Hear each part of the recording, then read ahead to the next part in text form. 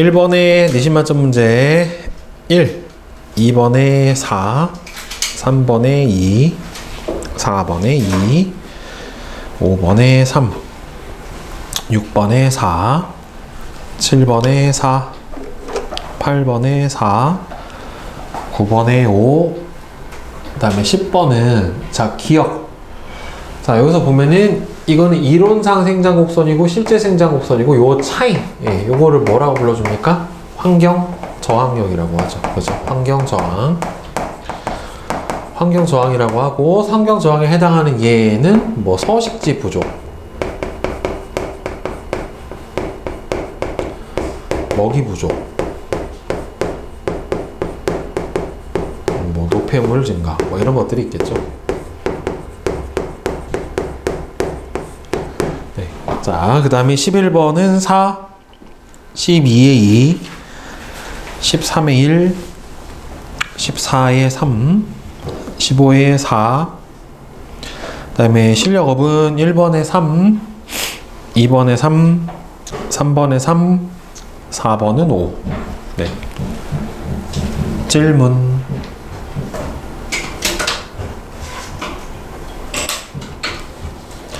질문 없어요? 따로 없으세요? 질문은? 없어? 그러면 군집 봅시다. 군집. 자, 우리 앞에서는 뭐 했어요? 개체군에 대해서 했어요. 개체군은 뭡니까? 같은 종이 모여있는 걸 개체군이라고 했고, 이제 군집은 뭐가 되냐면은 여러 개체군이 모여있는 거예요. 즉 여러 종들이 모여있는 거를 군집이다 라고 합니다. 그래서 군집을 이루는 개체군들은 역할에 따라서 생산자, 소비자, 분해자로 구분이 돼요. 그래서 이거는 이제 생태적 지위라고 얘기를 해줍니다. 이런 것들을. 생산자, 소비자, 분해자 같은 경우에는 생태적 지위라고 얘기를 해줘요. 자기가 하는 역할이 나눠져 있기 때문에. 그래서 이 생태적 지위에 따라서 먹이 사슬과 먹이 그물이 형성이 돼요. 먹이 사슬은 생산자부터 소비자까지 먹고 먹히는 관계를 사슬 모양으로 나타낸 거고, 이게 사슬 모양이 여러 가지가 얽혀져서 그물처럼 복잡하게 나타내는 거를 먹이 그물이다 라고 얘기를 해줘요. 이 안에 여러 종들이 있다 보니까 각 생태적 지위에서 좀 더 복잡하게 먹이 사슬이 형성이 된다는 말이에요. 그래서 이 먹이 그물이 복잡할수록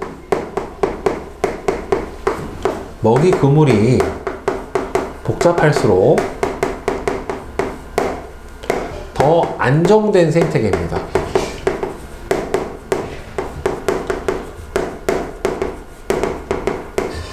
먹이 사슬이 복잡하면 복잡할수록 더 안정된 생태계에 해당이 돼요. 왜냐면은 특정 종이 만약에 사라지더라도 대체 먹이가 존재하기 때문에 생태계가 쉽사리 평형이 잘 깨지지 않아요. 다른 말로 표현하면 안정됐다는 소리는 복원력이 좋은 생태계다. 네.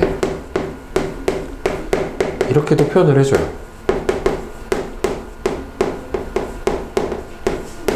자, 그래서 여기 보시면 생태적 지위라고 하는 게 밑에 나와 있죠.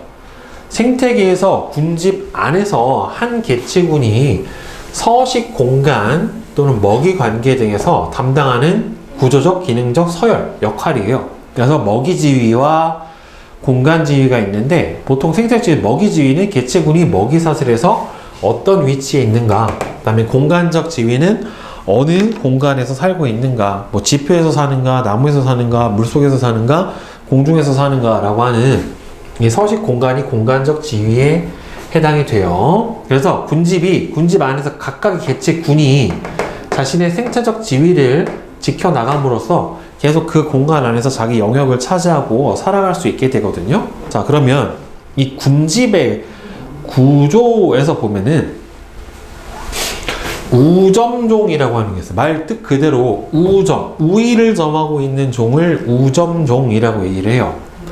그래서 개체수가 아주 많거나 또는 아주 넓은 면적을 차지해서 그 군집을 대표할 수 있는 종이 바로 우점종이다 라고 얘기를 해주고, 다른 종하고 비생물적 환경에 아주 큰 영향을 줘서요, 군집의 구조에 큰 영향을 미칩니다.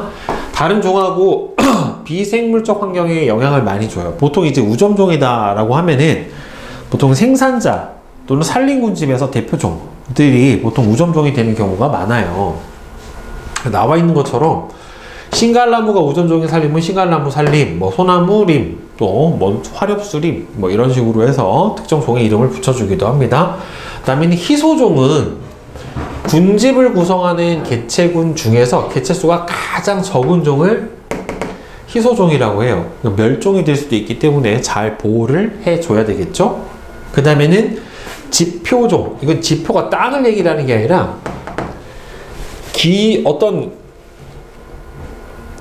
그 단어적으로 지표가 된다라고 생각을 해주시면 돼요. 어떤 기준이 된다라고 하는 건데, 특정 환경 조건을 충족하는 군집에서만 발견이 되고요. 그 군집의 특징을 나타내는 종이다. 그러니까 예를 들어서 여러분들 소 중에 시커먼 소 중에 야크라고 있거든요.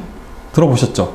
왜 옷 상표 중에도 블랙 야크라고 하는 거 있잖아요. 그 야크가 소인데 얘는 해발 2000m 이상에서만 살아요. 그러니까 야크가 보이기 시작을 했다는 소리는 2000m가 넘은 군집이구나 라고 생각을 해볼 수가 있고, 그 다음에 여러분들 식물 꽃 중에 에델바이스라고 하는 꽃이 있는데 얘는 해발 700m 이상이 돼서만 보이거든요. 그러니까 이런 것들이 대표적으로 뭔가 지표종이다 라고 볼 수가 있죠.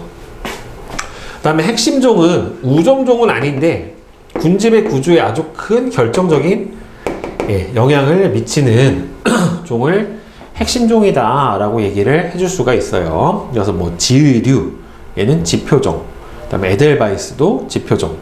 그러니까 지의류 같은 경우에는 어떤 산성도, pH가 이거보다 낮은 데서는 이 지의류가 안 보이고 높은 데서만 보인다. 그러니까 이게 안 보이기 시작하면 이 토양은 특정 기준 이하로 산성화되었다. 뭐 이렇게 표현을 해줄 수가 있는 거고, 에델바이스는 아까처럼 고산지대, 불가사리 같은 경우에는 핵심종, 수살도 핵심종, 이렇게 명칭을 해줄 수가 있어요.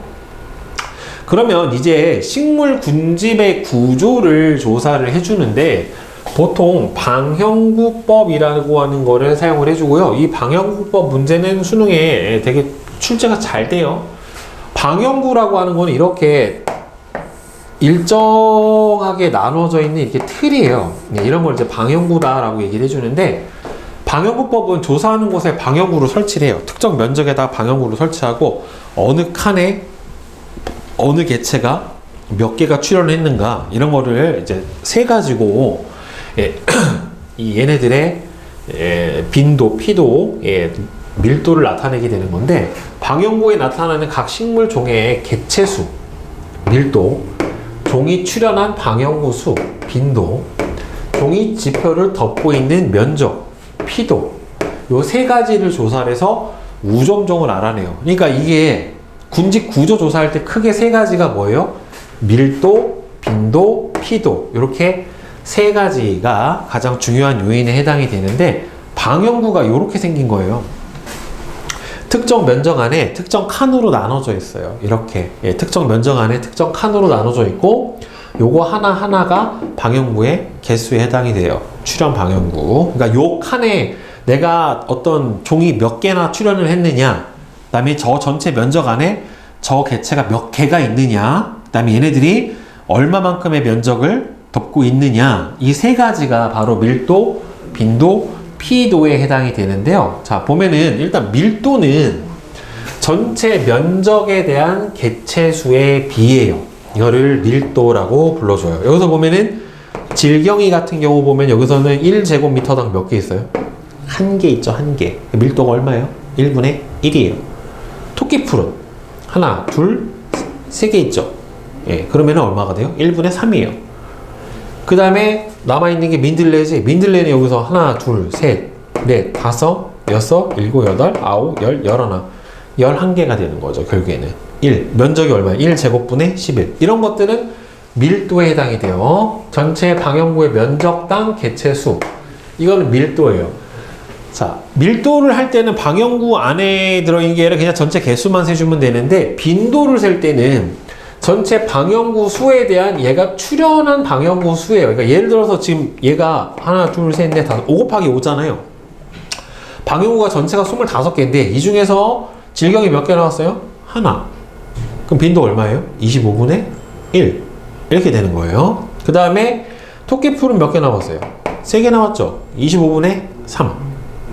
그 다음에 민들레는 여기 안에 2개가 들어있더라도 출현한 방영구는 그냥 하나로 세는 거예요. 이런 식으로. 그러니까 하나, 둘, 셋, 넷, 다섯, 여섯, 일곱, 25분의 7 이런 게 빈도에 해당이 돼요. 근데 이 방영구만 보고서는 피도는 알 수가 없어요. 전체 면적은 1인데 얘가 점유하고 있는 면적이 어딘지는 이 표만 보면 몰라요. 그래서 보통 피도는 문제에서 줘야지 알아요. 아니면은 같다 뭐 이렇게 줄 수도 있고요. 피도는 이것만 보고는 알 수가 없어요. 그러면은 여러분들 여기서 이제 상대값은 각각의 뭐가 나와요? 밀도, 빈도, 피도가 나오잖아요. 이것들의 상대적인 비율을 퍼센트로 나타낸 거예요. 그러니까 여기서 봐봐. 한번 보자.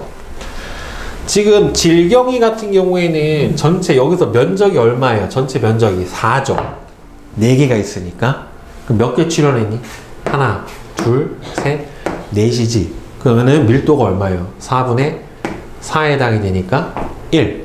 그 다음에 토끼풀은 하나, 둘, 셋, 넷, 다섯, 여섯, 일곱, 여덟, 아홉, 열, 열하나, 열둘, 열세, 열네, 열다섯, 16개죠.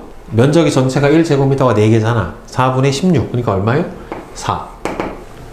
민들레는 나머지 세 주면 20개면 4에서 20개면 5예요. 얘네들이 뭐예요? 각각의 밀도예요. 그러면 상대 밀도는 어떻게 되냐면 전체 밀도 합이 얼마예요? 10이죠. 1이고 4고 5잖아요. 그렇죠? 그러면은 상대 밀도는 이렇게 풀어주는 전체 10분의 1, 10분의 4, 10분의 5. 그러니까 뭐예요? 10%, 40%, 50%. 그러니까 질경이는 여기서는 전체가 얼마가 돼? 상대 밀도가 10. 그죠? 이렇게 되겠죠. 토끼는 40. 얘는 50. 그래서 전체 상대 밀도의 합은 얼마가 나와야 돼? 항상 100이 나와야 돼요. 그러니까 각각 밀도가 1, 얼마야? 4, 5였잖아요. 그죠? 그러니까 1, 4, 5의 합이 10이잖아. 10분의 1, 10분의 4, 10분의 5 곱하기 100 해준 거예요. 그럼 빈도는 얘는 출현한 게 전체 방영구가 몇 개야? 하나, 둘, 셋. 그러니까 전체 방영구 수가 여기서 몇 개예요? 전체 방영구 수가 몇 개야? 빈도가 4개죠. 그러니까 이거를 한 개로 본 게 아니라 이 전체 틀을 하나로 본 거야. 몇 개야? 4개지? 그 중에서 몇 개 나왔어? 4개 다 나왔죠? 여기도 있고, 여기도 있고, 여기도 있고, 여기도 있으니까 이 4개 다 출현했잖아. 4분의 4 빈도 1. 얘도 보면은 토끼풀이 여기도 있고, 여기도 있고, 여기도 있고, 여기도 있죠. 그쵸? 그러면은 4분의 4. 근데 민들레는 여기 있고, 여기 없고, 여기 있고, 여기 없잖아요. 전체 4분의 2. 예, 이렇게 되는 거고. 그 다음에 피도는 알 수가 없어요. 여기서 줘야 돼요. 그러면은 빈도도 갖다가 뭘 구해줄 수 있어요? 상대 빈도 구해줄 수 있어요. 1과 1과 0.5니까 합이 전체가 얼마가 돼요? 2.5잖아. 2.5분의 1, 2.5분의 1, 2.5분의 0.5 이런 식으로 해가지고 상대 빈도, 상대 피도까지 구해서 각각의 상대 밀도, 빈도, 피도를 다 더한 값을 뭐라고 하냐면은 중요치라고 얘기를 해줘요. 각각 종에 상대 밀도, 상대 빈도, 상대 피도를 다 더해준 거를 중요치라고 하고 이 중요치 값이 가장 큰 게 뭐예요? 우점종. 가장 작은 게 뭐가 돼요? 희소종. 예, 이렇게 된다라고 보시면 됩니다. 알겠죠? 가장 큰 것과 가장 작은 것의 차이로 예, 구해주시면 돼요. 그래서 여기서 제일 큰 거는 바로 뭐가 나와요? 토끼풀이 제일 크다. 그러면은 질경이 같은 경우에는 희소종 예, 이렇게 보면 되겠죠. 결국에는. 자, 그럼 이제 군집의 종류 봅시다. 생물 서식 환경에 따라서 크게 물에 사는 수생군집과 육지에 사는 육상군집으로 나눠줄 수가 있거든요. 그래서 수생군집은 하천, 호수, 강 등에 형성되는 담수군집, 민물에 사는 담수군집과 그 다음에는 바다에 형성되는 해수군집으로 나눠줍니다. 그 다음 육상군집은 지역에 따라서 자 기온과 강수량의 차이로 산림과 초원과 사막으로 나눠주게 됩니다. 산림은 제일 크게 영향을 미치는 게 기온하고 강수량이에요. 네, 그래서 이거에 따라서 기온하고 강수량이 둘 다 만족시키면 산림, 근데 좀 더 강수량이 적으면 초원, 가장 적으면 사막 이렇게 되는데 보통 요 세 가지는 강수량에 의해서 결정이 되는 경우가 많아요. 네. 자, 산림 봅시다. 강수량이 많고 식물이 자라기에 기온이 적당한 지역에 바로 산림이 형성이 돼요. 그래서 산림 안에는 나무만 있는 건 아니고 풀들도 있고 관목도 있고 같이 있단 말이에요. 많은 종류의 목본과 초본개체군이 함께 자라는 군집이에요.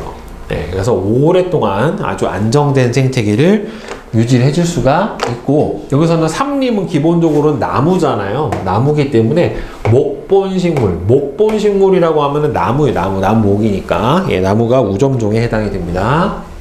상록 화렵수로 구성된 열대우림, 그 다음에는 낙엽 화렵수로 구성된 온대림, 그 다음에는 북부 침엽수림, 예, 이런 식으로 예, 산림으로 구분을 해주게 돼요. 그 다음에는 초원. 초원은 산림보다는 강수량이 더 적어요. 좀 더 건조한 지역이에요. 그래서 초보는 말 그대로 풀이 개체군의 중심의 군집에 해당이 돼요. 열대초원은 사바나라고 얘기를 해주고, 그 다음에 이 온대초원은 온대지방에 형성이 됩니다. 그 다음에 이제 사막.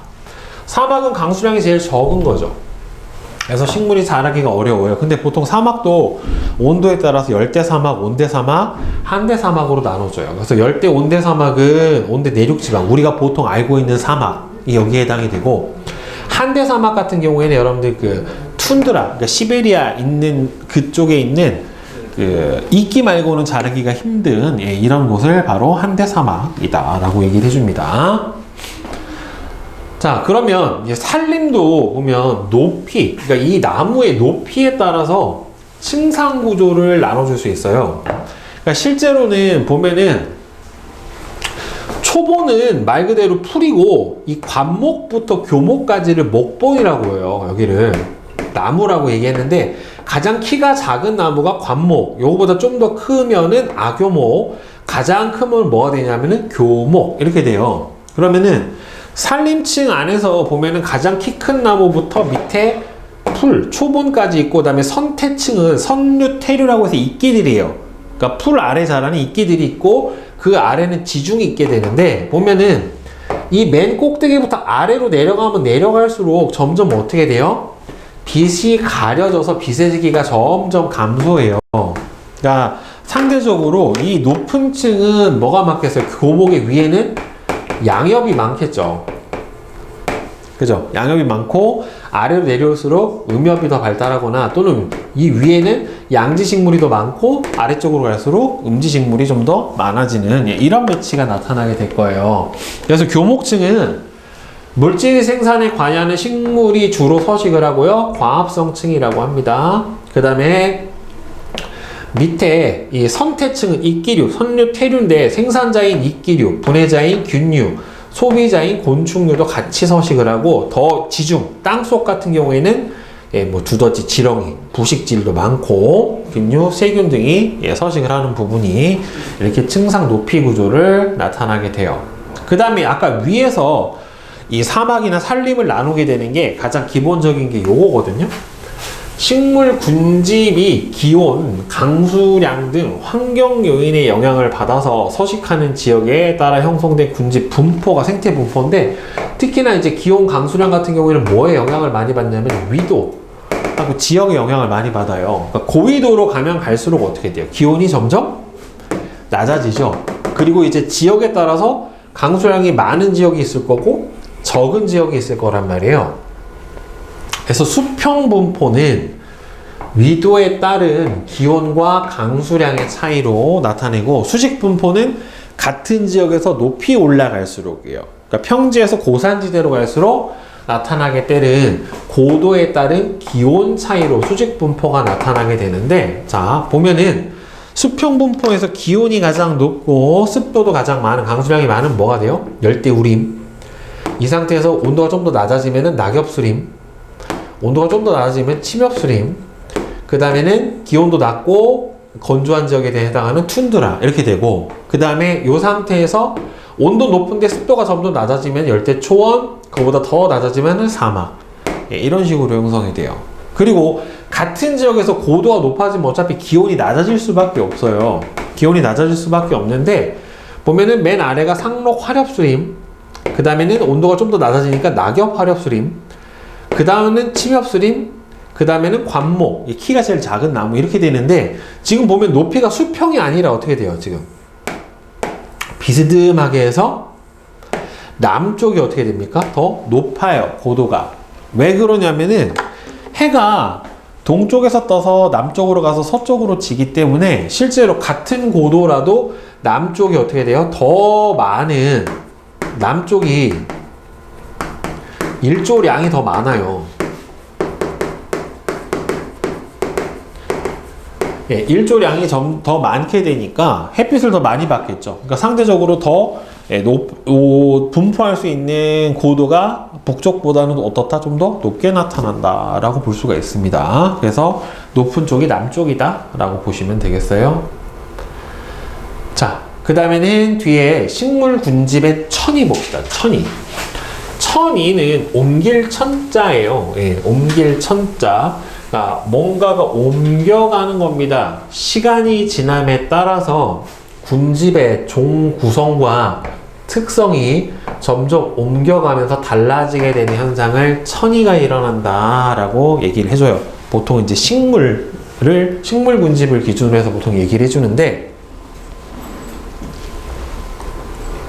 이게 1차 천이가 있고 2차 천이가 있는데 일단 1차 천이부터 봅시다. 1차 천이는 용암대지, 바위, 빙퇴석, 호수, 연못. 그러니까 보통 용암대지, 바위, 빙퇴석은 황무지예요. 황무지. 돌, 바위만 있는 황무지. 그 다음에 호수, 연못과 같은 아예 여기 이게 제일 중요해요. 토양이 없는 불모지에서 시작이 되는 거예요. 토양이 없다 보니까 여기에 식물이 뿌리를 내리고 자랄 수가 없다란 말이에요. 그래서 토양이 없는 불모지에서 시작을 해서 시작되는 천이를 1차 천이라고 얘기를 해요. 시간이 오래 걸려요. 그래서 개척자가 들어온 뒤, 개척자는 뭐냐면 저 척박한 환경에 뿌리를 내리고 자랄 수 있는 뭔가의 식물이 들어와야 돼요. 걔네들을 개척자라고 얘기를 해줘요. 그래서 얘네들이 들어온 뒤에 토양이 만들어지고 이 토양에 새로운 종이 들어오면서 마지막에는 안정한 상태인 극상, 뭔가가 가장 건성한 상태인 극상 상태로 가게 돼요. 그래서 건성청이랑 습성천이로 나눠줍니다. 건성은 말 그대로 건조한 황무지에서 시작되는 거고 습성은 호수 같은 데서 시작이 되는 거예요. 자, 그러면 건성천이는 용암대지나 바위 같은 건조한 곳에 시작이 되는데 척박한 땅. 자, 근데 여기서 얘네들이 개척자예요. 지으류, 이끼류. 개척자인 지으류가 들어와서 이 토양이 만들어지고 얘네들이 이끼보다 좀 더 하등한 생물이에요. 얘네들은 건조한 환경에서 자랄 수 있는. 얘네들이 풍화작용을 일으키면서 돌을 부셔요. 결국에는 그러니까 조금씩 부시고 토양이 조금씩 만들어지고 이끼류가 자라고 그 다음에부터 얘네들에 이어서 결국에 뭐가 만들어진다라고 봐야 돼요? 토양이 생성이 된 거예요. 토양이 생성이 되고 그 다음부터는 토양이 만들어졌으니까 초원이 생깁니다. 다양한 초본이 들어와서 초원을 만들고 그 다음에는 관목, 키가 작은 나무인 관목이 자라기 시작을 해요. 그 다음에 양수림이 나타납니다. 소나무 등의 양수가 양수림을 형성을 해요. 그래서 관목부터 양수림으로 가는 여기서부터 여기까지를 초본, 여기서부터 목본인데 목본이 시작이 되면서는 지표에 도달하는 햇빛 양이 감소해요. 지표에 도달하는 햇빛의 양이 감소하기 시작해요.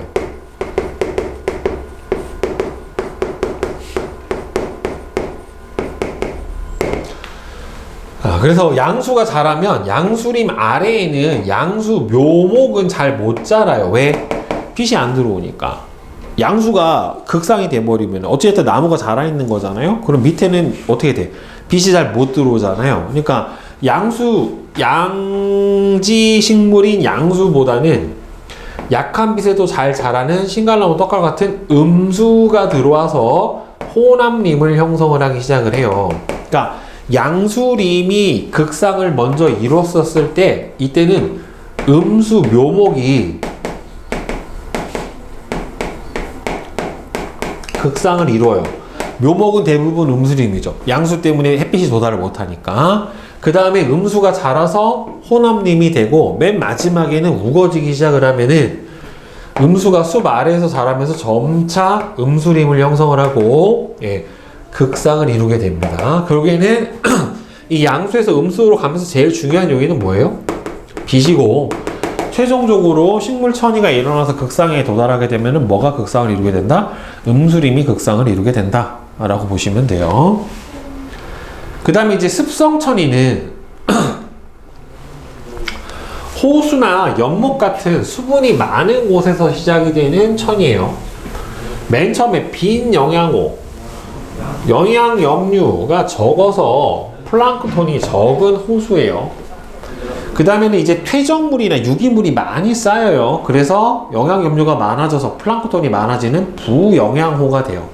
더 퇴적물이 많이 쌓이고 하면서 흙모래 유기물이 많이 쌓여서 형성된 습지에 이끼류가 들어오고 초본류가 자라면서 습원을 형성을 합니다. 그러니까 여기서는 지으류가 굳이 들어올 이유가 없어요. 왜? 이미 수분이 있고 퇴적물들이 쌓여서 토양을 형성을 하고 있기 때문에 토양이 만들어지는 건 퇴적이 되는 거지 누군가 들어와서 만들어낼 일이 없다란 말이에요. 따라서 얘는 습성천이에서는 개척자가 없어요.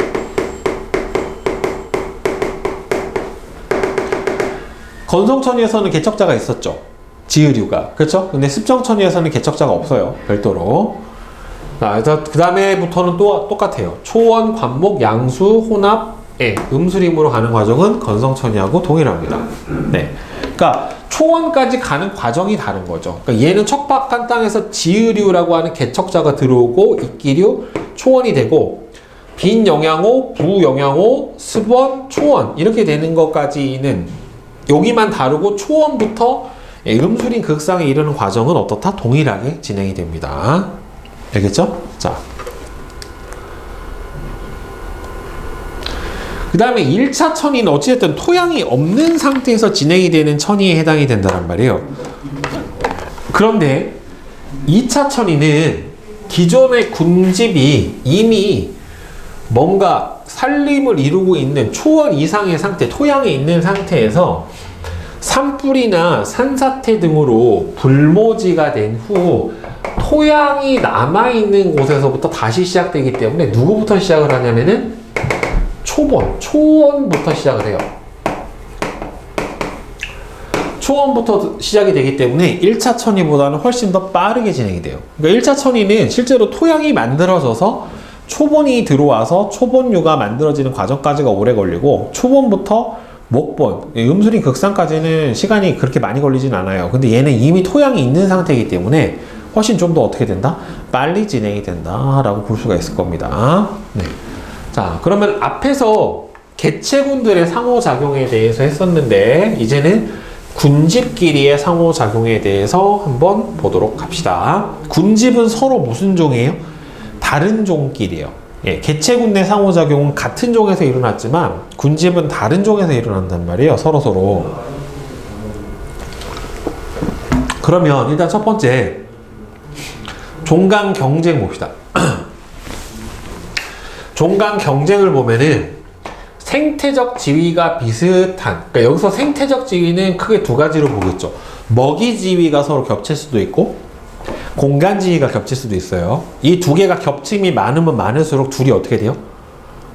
경쟁이 심화가 될 수 있는 가능성이 높아지는 거예요. 꼭 경쟁을 하는 건 아니에요. 그렇다고 해서 생태적 지위가 비슷한 두 종 이상의 개체군이 함께 살면 개체군 사이에 한정된 자원이나 서식지를 차지하기 위해서 경쟁을 하는데 단순히 경쟁만 하는 게 아니라 여기 이 상태에서 보면 경쟁 베타의 원리라고 해서 경쟁을 하다가 한쪽을 말살시켜요.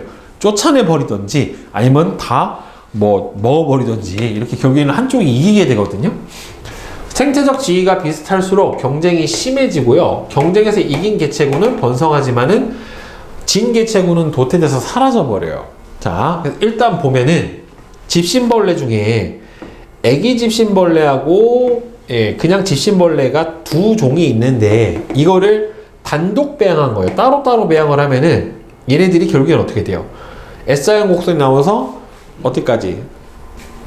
환경 저항을 받으니까 환경 수용력까지는 어떻게 돼요? 늘어나요. 개체 수가. 자, 그런데 얘네들을 혼합 배양을 해버리면 어떻게 되냐면 일단은 경쟁 베타 원리에 의해서 둘이 경쟁을 하니까 원래 애기 집신벌레에 늘어났던 개체 수보다는 개체 수가 적죠.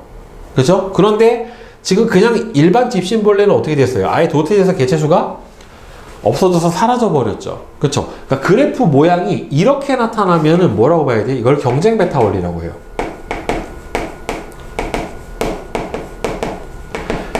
경쟁 베타 원리라고 하고 단독 배양했을 때보다 둘 다 개체 수가 주는데 하나는 줄고 한 종은 아예 말살 이렇게 보셔야 돼요. 알겠어요? 이게 바로 경쟁 베타 원리예요. 그러니까 단독 배양을 한 거는 예를 들어서 A종, B종이 하나는 A종 이렇게 나타나고 B종이 이렇게 나타났는데 이거를 혼합 배양을 해버리면은 A종은 개체 수가 어떻게 돼요? 원래보다는 줄고 한 종은 어떻게 돼요? 아예 말살돼서 이렇게 사라져 버리면 이거 뭐다? 아, 경쟁 베타의 원리구나 라고 보시면 됩니다. 네. 단순히 경쟁만 할 수도 있어요. 경쟁을 하게 되면 둘 다 어떻게 돼요? 줄어요 대신에. 네.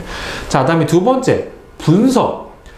이게 생태적 지위가 비슷한 개체군이 아까 첫 번째처럼 경쟁 베타의 원리에서 박터지게 싸워서 하나는 아예 몰아내버려서 도태시켜버리는 경우도 있지만 분서라고 하는 건 어떻게 되냐면 서식지나 먹이나 활동 시기, 산란 시기 등을 서로 나눠요. 너는 여기 걸 먹어, 난 여기 걸 먹을게. 너는 위층 살아, 나는 아래층 살게. 너는 호수의 가운데 살아, 나는 바깥쪽에 살게. 이런 식으로 해가지고 서로 나눠 살아요. 그래서 솔새 보면은 한 나무에 여러 종이 서식하지만 경쟁을 피하기 위해서 위치를 달리해요. 하나는 위에 사는 애, 하나 아래 사는 애. 예. 그 다음에는 피라니하고 은어 같은 보면은 피라미는 어떻게 살아요? 바깥쪽에 얕은 데서. 은어가 없을 때는 하천 중앙에서 녹조류를 먹고 살지만 은어가 오면은 하천 가장자리로 이동을 하면서 수소곤충을 먹고 살고 은어는 중앙에서 녹조류를 먹고 살죠. 그러니까 이 경우는 먹이도 분리했고 서식지도 분리했죠. 그렇죠? 근데 이 솔새 같은 경우에는 서식지만 분리한 거죠. 서로. 그 다음에 피라니하고 갈견이는 수소곤충, 유기물, 식물, 플랑크톤을 먹고 사는 피라니의 서식지에 수소곤충을 주로 먹고 사는 갈견이가 이주해 오면은 피라미는 곤충 거의 안 먹고 식물성 플랑크톤이나 유기물만 먹는다. 따라서 이 경우는 먹이 분리 이렇게 된단 말이에요. 그러면 얘네들은 분서는 어떻게 나타나냐면 단독 배양했을 때는 어차피 이렇게 돼요. 예, 단독 배양했을 때는 따로따로 이렇게 나타나는데 얘네들을 혼합 배양을 해버리면 어떻게 되냐면은 A도 개체수가 줄어요. B도 개체수가 줄어요. 이렇게 같이 줄어요. 이렇게 줄면 분서예요. 왜 주냐면 먹이도 쪼개고 서식 공간도 쪼갰으니까 원래 혼자 쓰던 것보단 줄어들잖아요. 그러니까 개체수가 늘어날 수 있는 여력이 줄어요. 그래서 분서가 되면 둘 다 개체수가 다 줍니다. 알겠죠? 자, 그 다음에는 여기서 보면은 이 따개비 내용이 수능에서도 몇 번 나왔는데요. 따개비 A종하고 B종이 있어. 보면은 만조수위, 물이 가득 찼을 때는 물이 여기까지 와. 그 다음에 간조수위 되면 여기까지 내려와. 그럼 따개비 A종은 위에 살았고요. 따개비 B종은 아래 살았어요. 자. 그래서 두 종이 함께 서식을 할 때는 어떻게 되냐면은 평균 수위 아래쪽은 A종과 B종의 생체적 지위가 겹치는 곳이므로 여기서는 어떻게, 여기서 봐봐. A종을 제거를 해버리면 평균 수위가 여기인데 B종은 평균 수위 위쪽에서는 서식을 안 해요. 아예 어디서만? 아래쪽에서만 서식을 한단 말이에요. 즉 B종은 건조에 대한 내성이 A종보다 약하기 때문에, 그러니까 아예 물이 거의 없는 이쪽에서 살 수가 없기 때문에 거의 아래쪽에 산단 말이에요. B종만 단독으로 배양을 해주면. 그런데 지금 B종을 제거해버리고 A종만 놔두면은 A종은 평균 수익 아래도 살고 위에도 살고 다 살아요. 아래도 살고 위에도 살고 건조에 대한 내성은 얘가 더 큰 거죠. 그죠? 건조에도 살고. 근데 만약에 같이 서식을 하게 돼버리면 어떻게 되냐면 얘는 위 아래 다 살 수 있죠. 근데 따개비 B는 건조한 데는 못 살죠. 그러면은 어차피 이 위쪽에서는 경쟁이 안 될 거고 A종은 위 아래 다 살 수 있기 때문에 여기서는 경쟁이 될 텐데 지금 보면은 아래는 B종밖에 없죠. 그러면은 A종은 원래 다 살 수 있는데 여기 B종만 남았다는 소리는 경쟁 베타의 원리에 의해서 어떻게 됐다? 도태되었다 라고 보는 게 맞는 거죠. 결국에는. 그죠? 그러니까 건조에 대한 내성은 누가 더 크니까 A종이 크니까 위쪽으로 올라가서 살게 된 거고, 이건 일종의 뭐라고 봐야 돼? 이렇게 나눠진 거는 A종이 위로 가게 된 거는 일종의 뭐라고 봐야 돼요? 분서죠. 이거는 건조에 대해서 얘가 내성이 더 크니까 위로 가고 얘는 작으니까 아래로 내려왔는데 얘는 아래까지 다 갈 수 있지만 여기서는 경쟁 메타 올리기에서 밀려버린 거죠. 결국에. 그치? 응. 자, 그 다음에 공생이 있어요.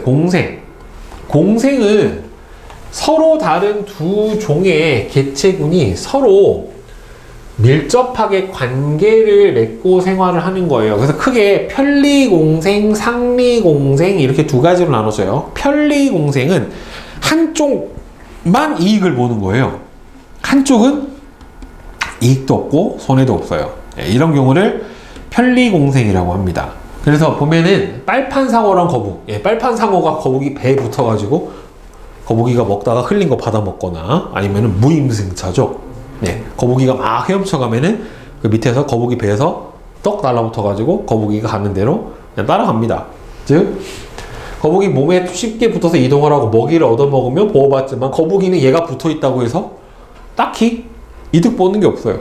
그렇다고 손해도 없어요. 뭐 연비는 손해가 볼 수 있겠네. 무임승차했으니까. 근데 뭐 그 정도까지는. 그 다음에 따개비하고 혹등고래 보면은 그 따개비들이 되게 고래 많이 붙어 있는 거 볼 수 있거든요. 혹등고래에 붙어서 살면서 쉽게 이동하지만 혹등고래는 얘도 이익도 손해도 없어요. 근데 너무 많이 붙어 있으면 혹등고래도 피부에 좋지는 않아요. 그 다음에는 황제 청소새우랑 해삼. 황제 청소새우는 해삼 속에 숨어서 천적으로부터 보호받지만 해삼은 얘가 들어오건 말고 이득이 없어요. 해삼 똥꼬 안으로 들어가서 살아요. 그 다음에 황로하고 물소도, 황로는 물소가 이동할 때 풀숲의 곤충을 쉽게 먹을 수 있지만 물소는 이익도 손해도 없어요. 그러니까 얘네들은 그래프로 그려보면 어떻게 되냐면 단독 배양했었을 때는 그냥 처음처럼 이렇게 나타나요. 이게 이제 편리공생이에요. 이거 B. 근데 얘가 편리공생 어떻게 되냐면 이익을 받는 애는 개체수가 늘어나요. 근데 이익도 손해도 없는 애는 그냥 똑같아요. 한쪽만 개체수가 늘어나면 뭐다? 편리공생이다. 이렇게 보시면 됩니다.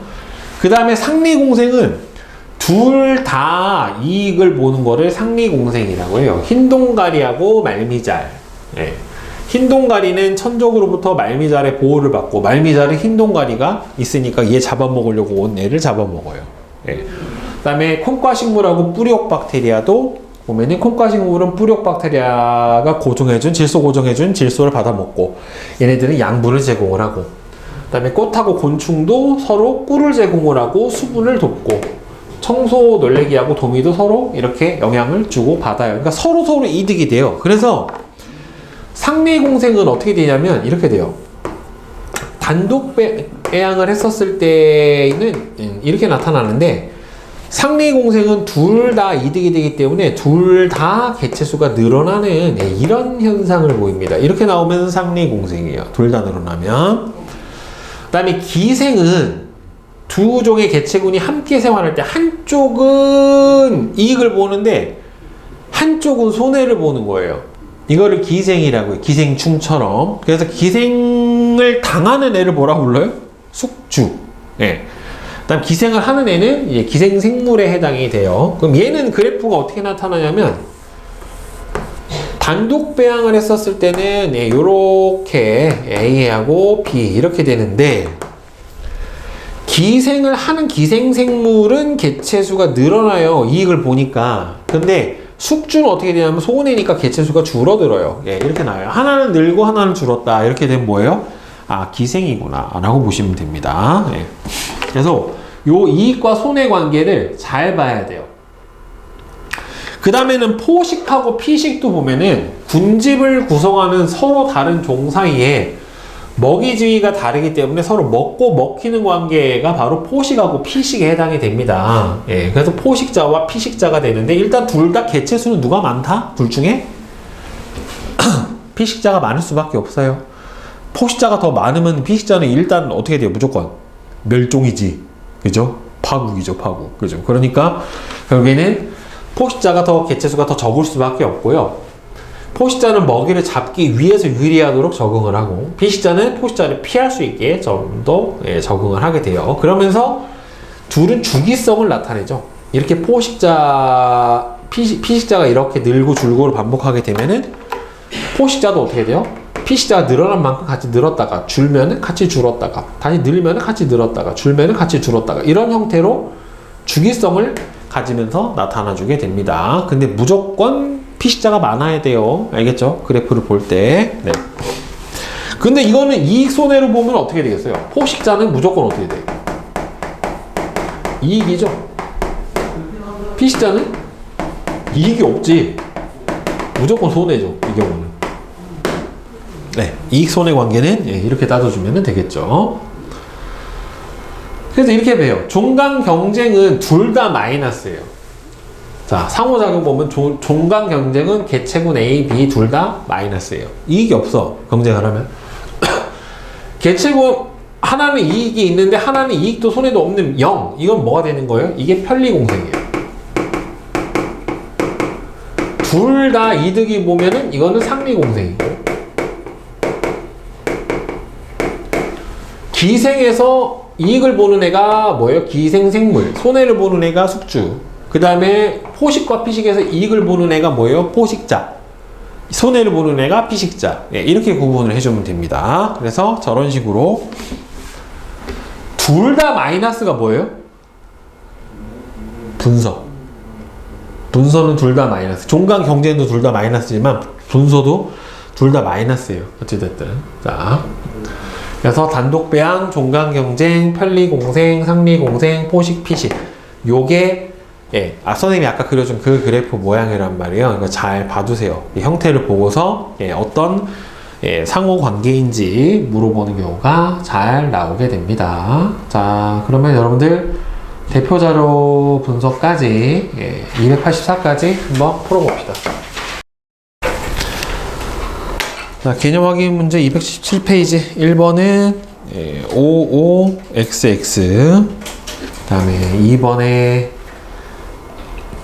1은 우점종은 여기서 디귿이죠. 그 다음에 희소종은 기역. 그 다음에 지표종은 니은, 핵심종은 리을. 네. 이렇게 되겠죠. 그 다음에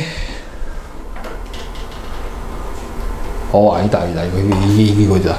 잘못 썼다. 우점종이 요거. 그 다음에는 희소종이 요거. 그 다음에는 핵심종이 뭐예요? 요거고, 지표종이 요거다. 리을이다. 네. 그 다음에 3번은 XXOX, 4번에 3, 5번은 교목층에 해당이 되겠죠. 그 다음에 뒤에 개념 확인 문제 1번은 55XXX 그 다음에 2번에 1은 이게 무슨 원리예요? 경쟁 베타의 원리. 그 다음에 얘는 숙주라고 하죠. 그 다음에 3번은 포식자. 그 다음에는 피식자. 네, 이렇게 되겠네요. 그 다음에 3번에서 자 보시면은 사자가 영양을 잡아먹는다. 이거는 포식하고 피식이죠. 따개비 얘는 편리공생이죠. 혹등고래는 피라미하고 은하는 분서. 십이지장충 기생충이죠. 기생. 그 다음에는 자 한종만 살아남는 것 뭐예요? 종강경쟁 또는 경쟁 베타 원리. 그 다음에 얘는 상리공생. 네, 이렇게 되겠네요. 순서가. 그리고 그 다음에 4번은 단독 배양했을 때보다 혼합 배양했을 때 둘 다 개체수가 다 늘어났죠? 이런 경우는 뭐라고 그랬습니까? 상리공생밖에 없다 라고 얘기했었죠. 그죠? 자, 그 다음에 대표자료 분석 봅시다.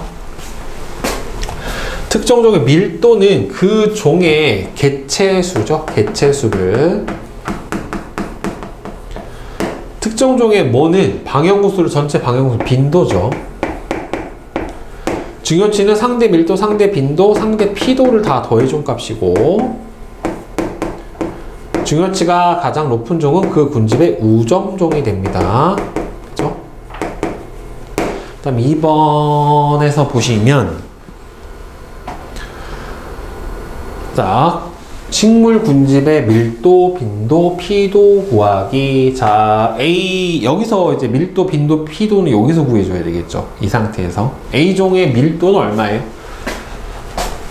하나, 둘, 세 개 있죠. 그쵸? 총 면적이 얼마입니까?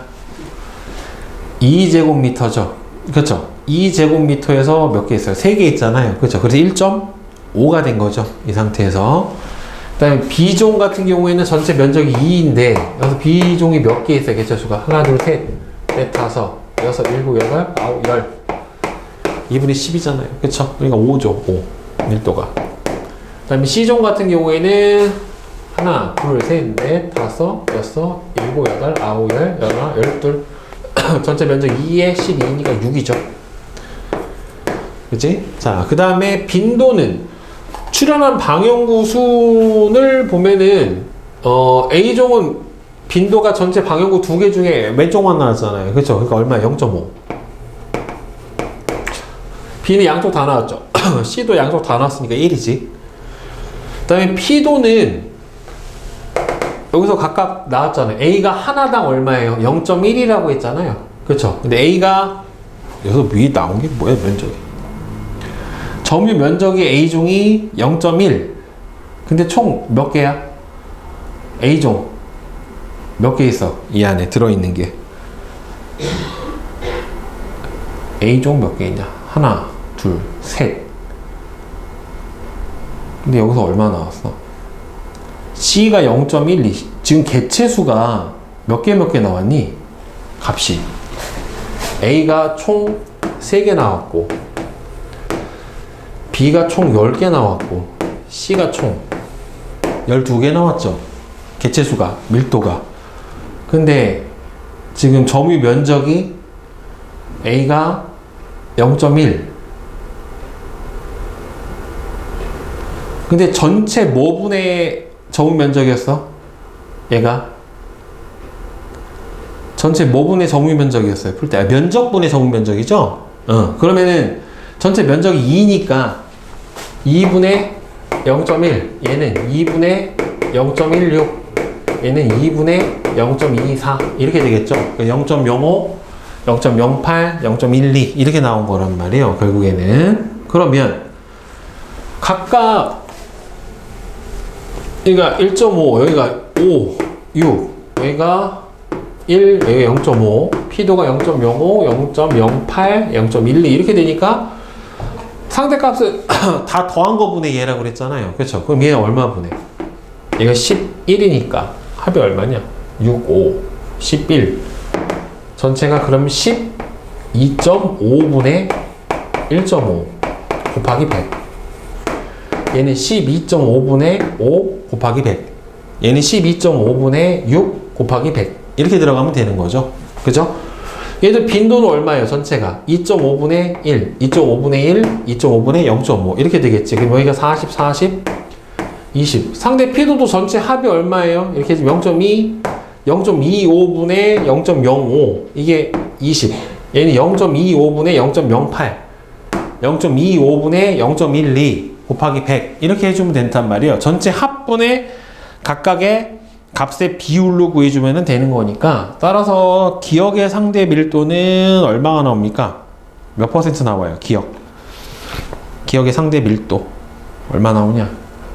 12 나오네. 이거 12. 얘는 비읍이 합쳐서 얼마 나와야 돼? 값이 100이 나와야 돼요. 무조건 상대값은 52니까 48, 얘가 20. 그 다음에 리을은 얼마 나오냐, 얘가. 리을이 32. 합쳐주면 얼마 나와요? 52니까 48. 이렇게 되겠죠. 그쵸? 그러면은 중요치는 각각 값을 다 더해준 거니까 40, 80에 112. 그 다음에는 얘는 48, 48, 96에 4니까 136. 이렇게 나오겠네. 그러면은 중요치가 제일 큰 게 C니까 우점종은 C. 그쵸? 이렇게 구해주시면 되겠죠. 자, 그 다음에 옆에 군집 천이. 천이 과정에서 A하고 B는 관목, 그 다음 뭐예요? 양수림. C는 음수림. 네. 이 지역의 천이 과정에서 개척자는 누굽니까? 지으류예요. 그렇죠? 그 다음에 천이 과정에서 극상에 해당하는 단계는 음수림, 극상 B에 해당이 되겠죠. 그 다음에 3번은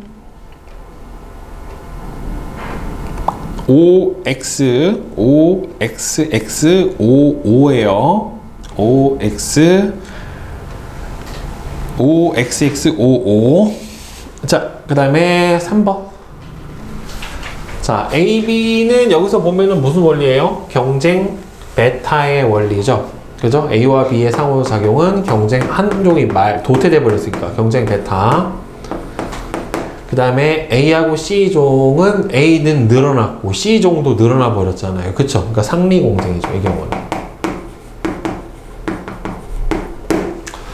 그 다음에 2번 나하고 다에 해당하는 거. 나 경쟁 베타의 원리에 해당이 되는 거는 여기서 누굽니까? 애기 집신벌레하고 집신벌레종이 나. 그 다음에 상리공생에 해당하는 거는 여기서 누굽니까? 흰동가리하고 말미잘. 그죠? 이게 상리공생이죠. 그 다음에 3번은 X, X, X, O, X예요. 네. 그 다음에 두 개체군 X, Y 사이에 상호작용이 일어날 때 이익하고 손해의 작용이래요. 자, 그래서 기억.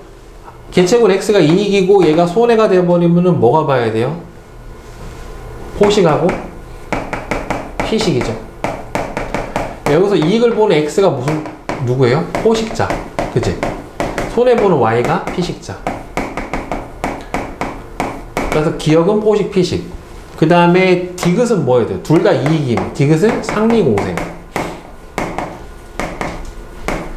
이익 보고 손해 보면은 여기서는 뭐가 돼요? 기생. 둘 다 손해면은 뭐가 돼야 돼요? 경쟁 베타. 그죠? 경쟁. 종강 경쟁이라고 그랬죠? 둘 다 손해 보면은.